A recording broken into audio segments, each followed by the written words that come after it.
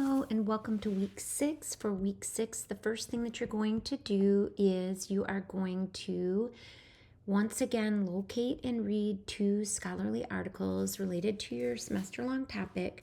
Remember that project number 2 is going to use a total of 4. You've already found 2 sources. That was for annotated bibliography number 1, and now we're moving towards annotated bibliography number 2. And you'll notice when you get into the directions for annotated bibliography number 2, you are going to follow the exact same directions that you did before. You've got a 1-page summary of the key, points within these 2 sources. You're going to set it up in, your references page order using APA format. You'll have a 1-page summary of each article, and in that 1-page summary, you'll also include the strongest rhetorical appeal, the article's purpose, and the article's intended audience. All right, so you kind of know this drill. It's the same as you did before. You'll find those articles. You'll summarize them with the 3 additional pieces: the strongest rhetorical appeal, the article's intended purpose, and the article's intended audience, and you'll submit that by Sunday at 11:59 p.m. The other thing that you're going to do is you're going to fine-tune that research question. So back in the beginning, when you did your topic journal, you had kind of 3 main questions that you were thinking about when you thought about your topic. But as you've now accumulated 4 different articles and you've started to research, I want you to fine tune that. This particular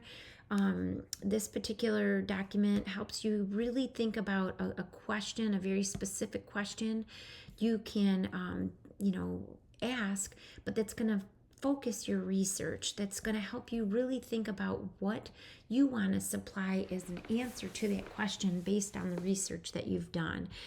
So then what I want you to do is I want you to just simply, kind of carefully consider 1 or 2 things you would like answers to as you continue your research on your topic. You're going to type that question, a maximum of 2 questions into the text box, and then follow with your thesis statement. So what you want to think about is, here's your question, but when you invert that question, you're able to basically state your thesis. So what is it that you're trying to prove?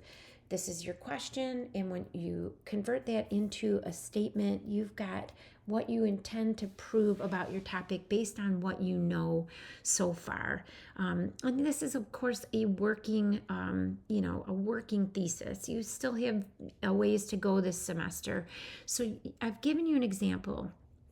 Here's the research question. I want to dig in and understand the ecological benefits of vegetarianism.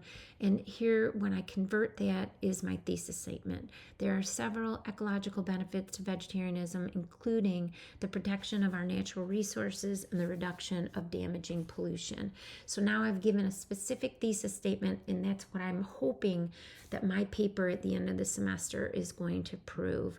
And again, like I said, this could evolve. I might find out more things as I continue to research, and I might adjust this. But it gives us a start for where you're headed as you begin to build towards project number 2. All right, that is week 6.